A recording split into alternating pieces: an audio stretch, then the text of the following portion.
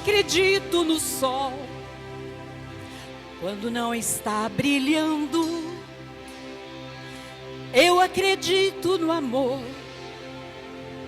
quando não o sinto. Eu acredito em Deus quando está em silêncio.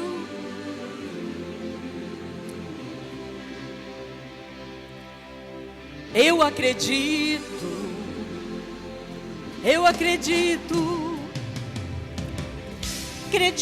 no sol quando não está brilhando. Eu acredito no amor quando não o sinto. Eu acredito em Deus quando está em silêncio. Eu acredito. Eu acredito. Eu acredito. Eu acredito. O sol brilhará amanhã. O amor voltarei a sentir. E Deus falará ao meu coração. Eu acredito em Deus. Com sol ou sem sol, com amor ou sem amor, com Deus falando, com Deus em silêncio, Ele é meu Senhor. Ele é real e está comigo.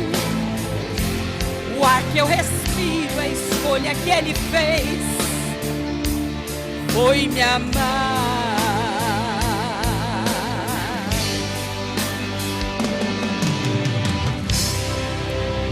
Sem Jesus não dá pra viver, mesmo que eu quisesse me esconder, pois aonde eu for, Ele irá, nos mares da vida me acompanhará.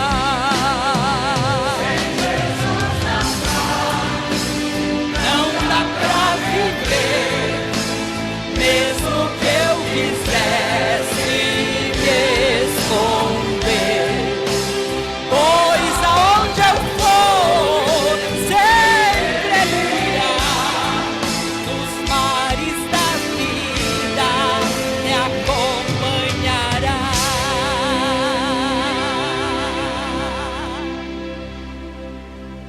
E ainda que eu ande pelo vale da sombra da morte, não temerei mal algum. Aleluia.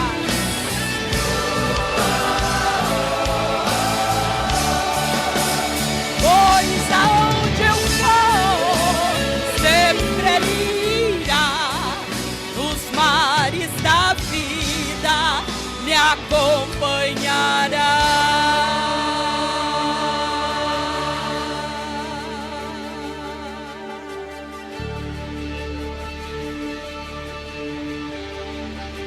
Ainda que eu ande pelo vale da sombra da morte, não temeria mal algum, porque Tu, Senhor, estás comigo. A Tua vara e o Teu cajado me consolam.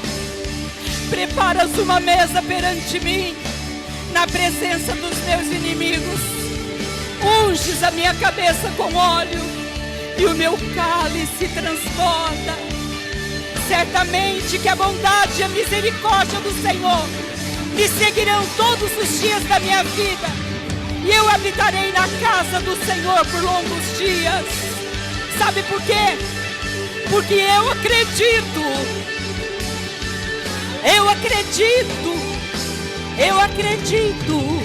em Deus.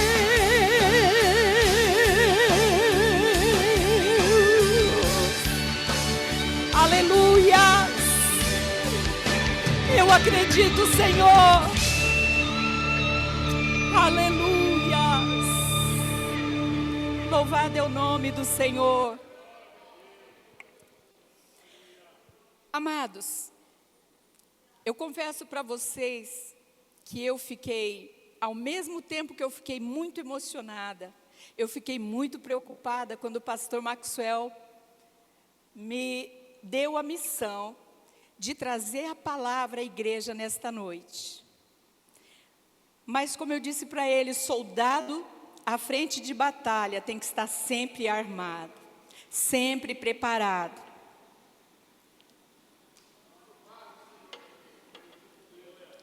E orando a Deus, o Senhor trouxe a mim uma palavra, creio eu, carinhosa para esta igreja nesta noite.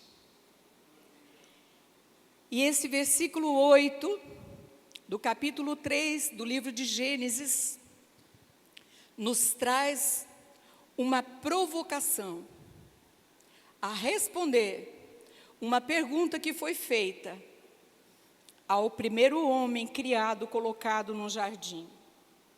Ao homem que foi criado à imagem e semelhança do seu Deus. Foi moldado do pó da terra, em suas narinas foi soprado o fôlego da vida. E a história traz que o Criador fez para este homem, construiu para este homem um jardim, com rios belíssimos, flores, animais, e tudo o suficiente para que ele vivesse de forma plena. E ainda se fez amigo íntimo deste homem. E a palavra diz que Deus, na virada do dia, visitava esse homem.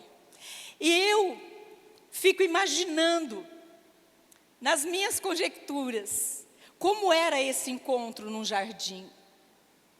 Quando o seu Criador o chamava para uma conversa. Passado um tempo, esse mesmo Criador olha para esse homem, creio eu, com um olhar de grande misericórdia, e brada dos altos céus, dizendo: não é bom que ele esteja só.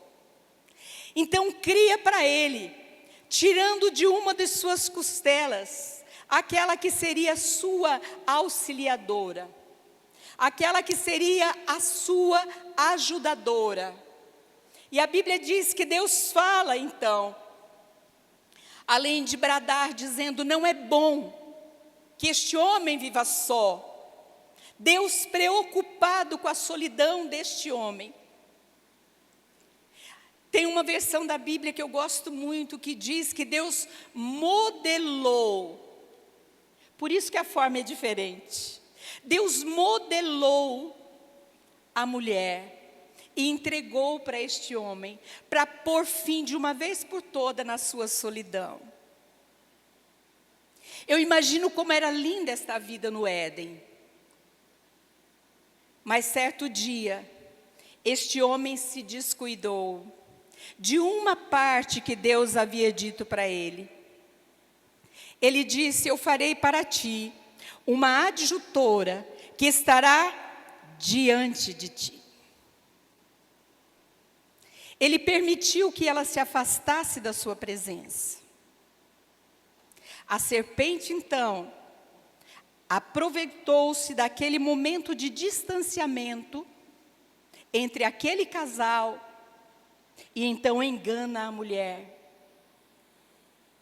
tentando, no objetivo de destruir aquela harmonia que havia entre o homem e o seu Criador.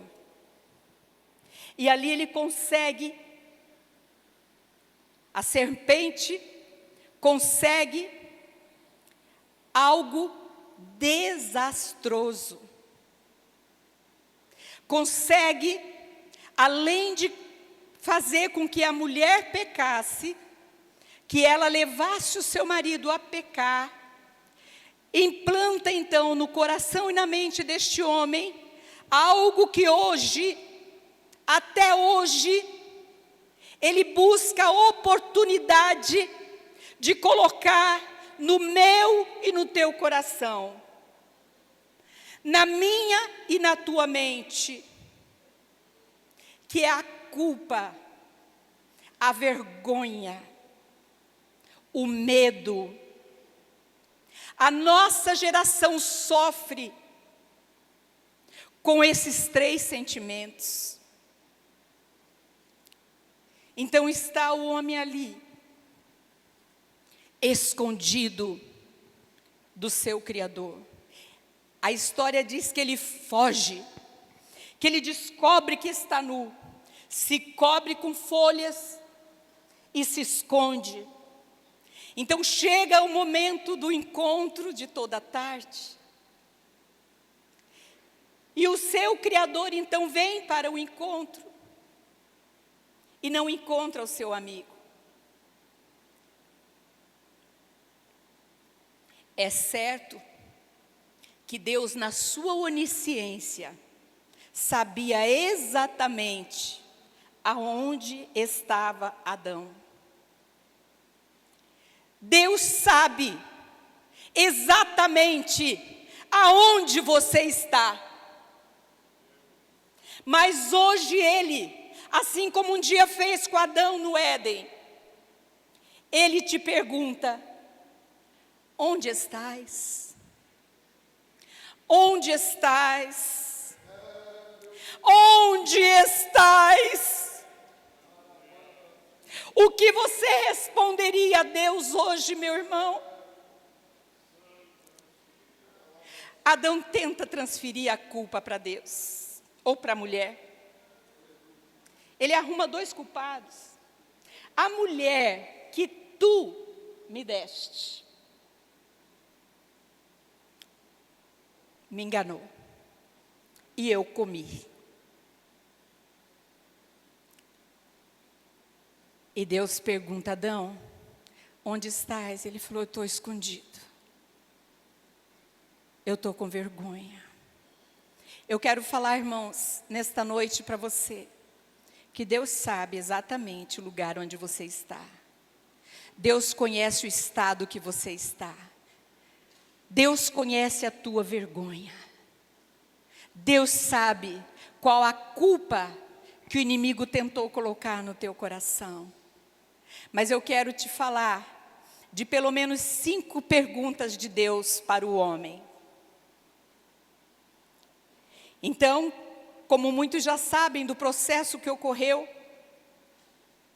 Deus expulsa aquela família do jardim que Ele tinha construído para a felicidade daquele casal.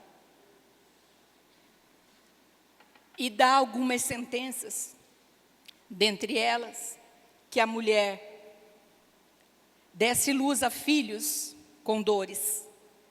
E Eva então tem 2 filhos, Abel e Caim.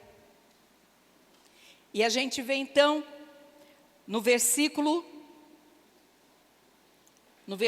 9 do capítulo 4, no desfecho da narrativa da história da primeira família, a segunda tragédia. A primeira foi o rompimento da amizade entre o homem e o seu Criador. A segunda tragédia que aconteceu nessa família. E eu vejo aqui, irmãos, que quando o homem rompe o seu relacionamento com Deus, desencadeia-se algumas situações que podem levá-lo à morte, que podem levar a uma vida sem sentido.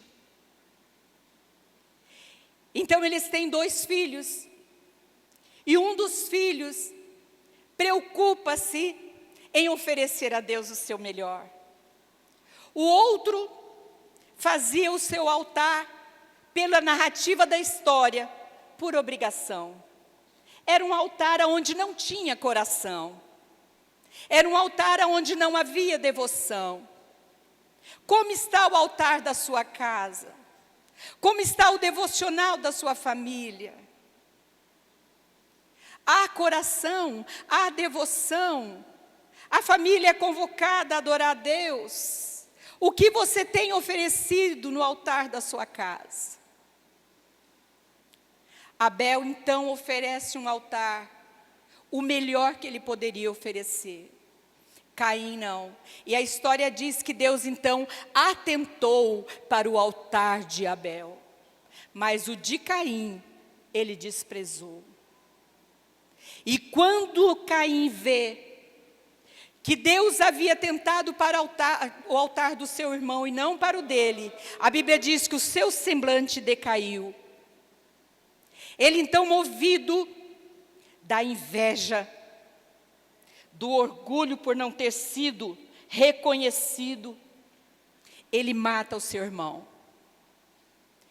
Eu gostaria que você abrisse a sua Bíblia em Gênesis capítulo 4, versículo 9, e fizesse comigo a pergunta que Deus fez a Caim. Gênesis capítulo 4, versículo 9. Eu vou ler a primeira parte do versículo e vocês façam então a pergunta. E disse o Senhor a Caim: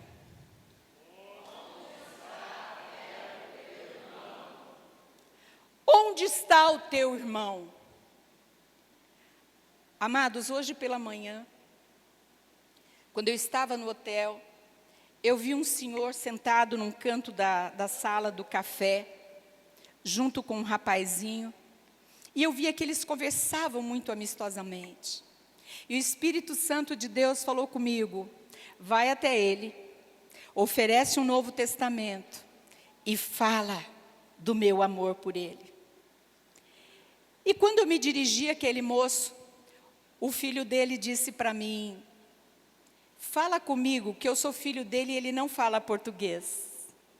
Eu falei: eu entendo português. Aí ele falou: nós somos venezuelanos, mas o meu pai está no Chile e eu aqui no Brasil. Olha, irmãos, o pai está no Chile, ele no Brasil, o pai veio visitá-lo. A família dispersa por causa de uma situação que se instalou no país de origem deles. Eu não preciso falar aqui da situação do país da Venezuela, o que os venezuelanos estão passando. E quando eu comecei a falar de Jesus para aquele homem, o filho traduzindo, eu falando e o filho traduzindo, eu me lembrei dessa passagem: onde está o teu irmão? Onde está o teu vizinho? Onde está o teu pai, tua mãe, teu parente, seu tio? Onde eles estão?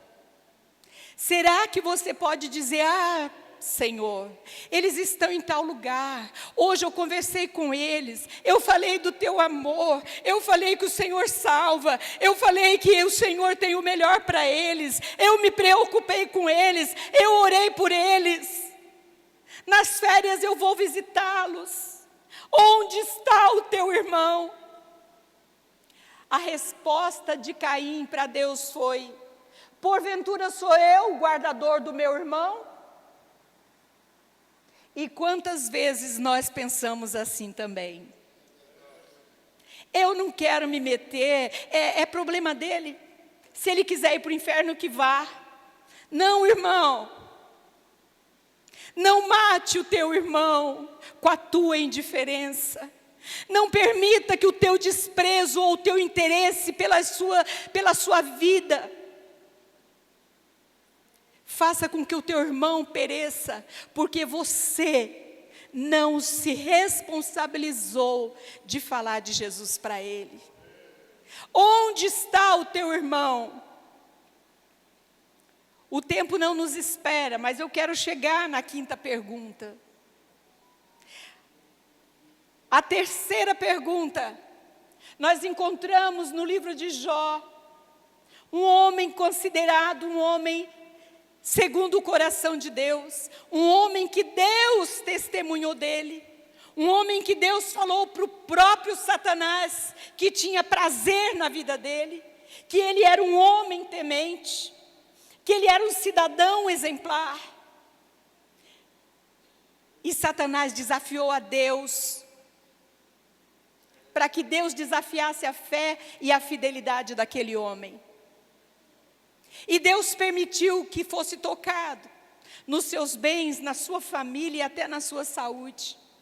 E no auge do seu sofrimento ele diz: Senhor, o que foi que eu fiz para estar sofrendo assim?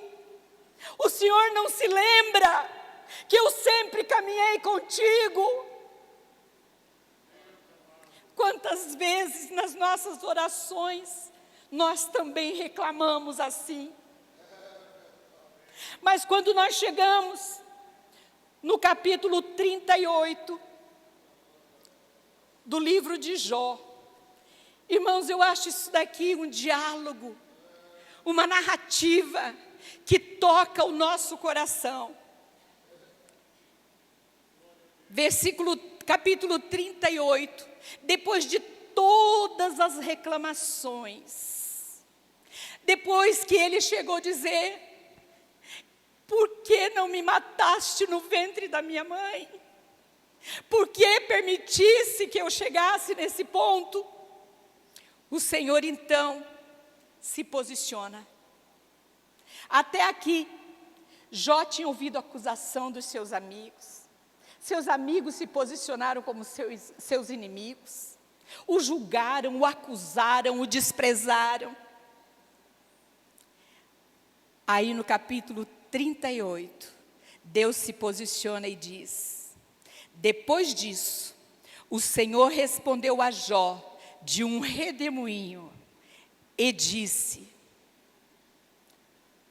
quem é este que escurece o conselho com palavras sem conhecimento?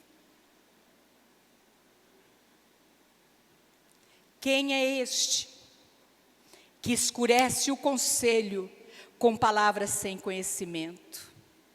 Agora, cinge os teus lombos, como homem,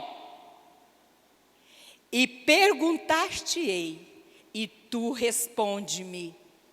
Versículo 4. Onde estavas tu quando eu fundava a terra? E aí? Como responder a Deus essa pergunta? Está pensando que você é alguma coisa? Quem que você está pensando que você é?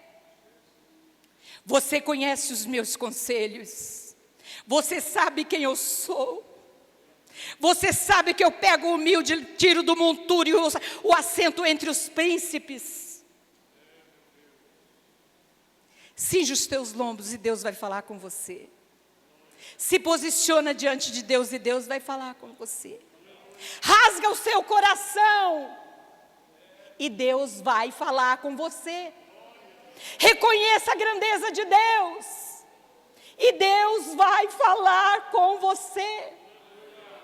O salmista Davi, no auge do sofrimento, ele escreve o Salmo 37.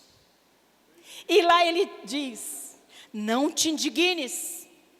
Eu acredito, irmãos, eu acredito, pastor, que no coração de Jó, neste momento, havia uma indignação. E meditando nessa palavra, eu fui buscar o significado da palavra indignação. E o dicionário Aurélio me disse que indignação é deixar-se mover pelo desejo de vingança e pelo sentimento de ódio. Ele já estava movido de muita tristeza, porque ele sentiu que tinha perdido seus amigos. Então Deus disse para ele: Jó, aonde tu estavas quando eu criei a terra? Quem é você, Jó? Vem aqui. E no final do livro ele diz: eu sei que o meu Redentor vive, e eu sei que ele por final se levantará em meu favor. E a Bíblia diz que a honra da segunda casa foi maior do que a primeira, que Deus restituiu tudo a Jó, e que os seus amigos trouxeram a ele o início da sua segunda fortuna. Olha que coisa maravilhosa. E para completar, irmãos, vamos para as duas últimas perguntas, porque as horas não nos esperam. Quando nós vamos então para o Novo Testamento, nós encontramos Deus de novo falando com o homem. E a Bíblia relata a história de um cego, o cego de Jericó. Um homem que tinha sobre si uma capa que falava da sua condição, que falava da sua humilhação, que falava que ele era um homem à margem da sociedade.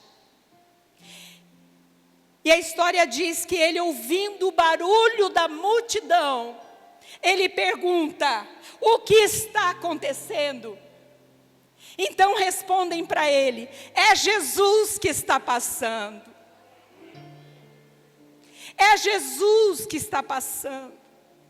E eu acredito que este homem conhecia a história de Jesus, porque ele então brada com sua voz, com uma declaração que só o judeu que conhecia Jesus usava. E ele diz: Jesus, filho de Davi, tem misericórdia de mim. E a história diz que os homens mandavam ele calar a boca, não incomoda o mestre. Mas diz que quanto mais mandavam ele calar a boca, mais alto ele dizia: Jesus, filho de Davi, tem misericórdia de mim. Quem é Jesus para você? Quem é Jesus para você? Se você o reconhece como filho de Davi, ele vai ouvir a tua voz. E Jesus para e ouve e fala: tragam ele a mim. E aqui eu quero te falar que a mesma pergunta que Jesus fez àquele cego, ele faz para mim e para você nesta noite. Você acredita que Jesus não sabia o que aquele homem precisava? Será? Sem chance de Jesus não saber, porque Ele é onipotente, onisciente, onipresente. Ele sabe todas as coisas, Ele pode todas as coisas, Ele vê todas as coisas. Mas Ele chega diante daquele homem e faz a pergunta: o que queres que eu te faça? O que queres que eu te faça? Você já falou para Jesus hoje o que você veio buscar aqui? Jesus pergunta para você: o que queres que eu te faça? Jesus quer ouvir da tua voz. Jesus quer ouvir da sua boca o que quer que Ele te faça. Nós estamos vivendo uma geração que os homens não sabem onde estão. Que os homens não sabem onde estão os seus irmãos. Que os homens não sabem aonde estavam quando tudo foi criado. Mas sabe o que querem que Jesus faça? Porque a alma geme, a nossa geração geme. E Jesus hoje te pergunta: o que queres que eu te faça? E aquele cego disse: que eu veja. Ele disse: então vê. Abra os seus olhos e veja o que Jesus está pronto a fazer por você. Certa vez eu assistindo aquele filme Paixão de Cristo, quando eu vi aqueles braços abertos, aquelas mãos sangrando, o Espírito Santo falou comigo: está vendo o braço aberto? Não tem nome de igreja, não tem nome de ninguém, porque Ele abriu seus braços para o mundo. Ele veio para salvar, para buscar e salvar o que se havia perdido. Diga para Jesus o que queres que Ele te faça. E para encerrar, nós vamos para Lucas, capítulo 12, versículo 20. Eu quero deixar aqui a quinta pergunta de Jesus ao homem. Eu quero ler a narrativa da parábola, para que você vá para casa pensando, ou quem sabe já responda aqui, diante de Deus. Lucas capítulo 12, versículo 20. Jesus então traz uma parábola aos seus discípulos e diz: E disse: farei isto. Ou melhor, versículo 13, eu quero ler toda a parábola para que vocês possam ir para casa pensando nessa resposta. E disse-lhe um da multidão: mestre, diz a meu irmão que reparta comigo a herança. Mas ele disse: homem, quem me pôs a mim por juiz ou repartidor entre vós? E disse-lhe: acautelai-vos e guardai-vos da avareza, porque a vida de qualquer não consiste na abundância do que possui. E propôs-lhe uma parábola, dizendo: a herdade de um homem rico tinha produzido com abundância. E arrazoava ele entre si, dizendo: que farei?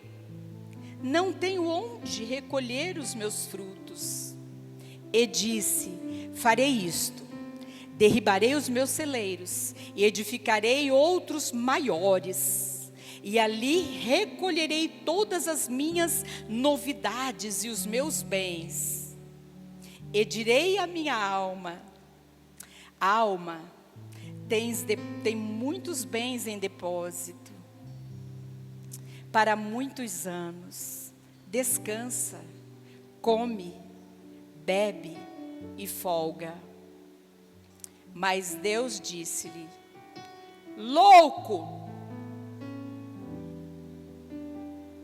esta noite te pedirão a tua alma. E o que tens preparado para ela? Você levanta de manhã, você vai para o trabalho, você liga o seu carrão, você ganha o seu dinheiro, e aquilo vai entrando no seu coração, vai alimentando o seu ego, vai exaltando, inflando o seu ego. E Deus hoje te pergunta: o que tens preparado para a tua alma? Esta noite te pedirão a tua alma. Deus está falando com alguém aqui nesta noite. Deus quer tratar com alguém que colocou o coração nos bens, no ter, no crescer, no poder, e esqueceu-se que tem uma alma dentro de si que prestará conta a Deus um dia. Se te pedirem a tua alma nesta noite, o que tens preparado para ela? Como Deus tratará com você? Como Ele se referirá a você? Já buscou o significado da palavra louco? Se te pedirem a tua alma, o que tens preparado para ela? É a última pergunta que eu quero deixar, porque o próprio Jesus respondeu: assim é aquele que para si ajunta tesouros e não é rico para com Deus. Qual é a herança que você está construindo para a tua alma? Quando você chegar diante de Deus, o que responderá a esta pergunta? Se te pedirem a tua alma nesta noite, o que tens preparado para ela? A primeira pergunta: onde estás? A segunda: onde está o teu irmão? A terceira: onde estavas tu? A quarta: o que queres que eu te faça? E a quinta: se te pedires a tua alma, o que tens preparado para ela? Se te pedires a tua alma, o que tens preparado para ela? Dobre a sua cabeça. Tente responder ao Senhor essas perguntas. Deus, o Senhor falou, porque falou comigo, eu tenho certeza, e com muitas pessoas aqui nesta noite. Toma, Senhor, em tuas mãos cada coração. cada vida, que possam, Senhor, saírem daqui prontos a responder as perguntas que o Senhor tem a fazer a cada um de nós. Obrigada por este momento, obrigada por esta oportunidade, e toma em tuas mãos cada pessoa que aqui entrou nesta noite, em nome de Jesus. Deus abençoe, irmãos.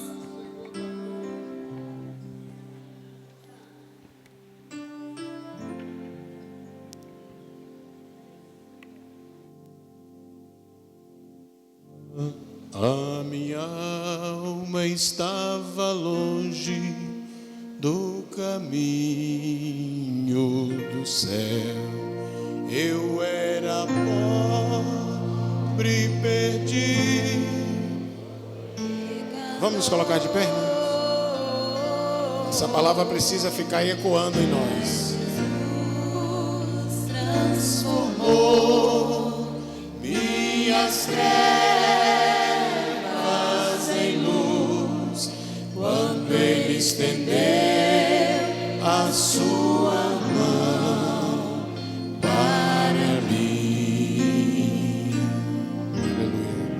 Quando Jesus estendeu a sua mão, quando Ele estendeu a sua mão para mim, eu era pobre e perdido, sem Deus, sem Jesus, quando Ele estendeu a sua mão para mim. E agora? Agora me regozijo desde que eu aceitei, e na tempestade eu posso sossegar, pois com Ele estou liberto de quê? Do perigo e do mal, desde que estendeu sua mão para mim. Quando Jesus estendeu a sua mão, quando Ele estendeu a sua mão para mim, eu era pobre e perdido. Ele dizia: onde estais? Onde estais? Quando Ele estendeu a sua mão para mim. Nós vamos fazer uma oração neste momento, mais uma. E a você que está tomando a sua decisão de voltar a Cristo, entregar a sua vida a Cristo, você pode vir à frente durante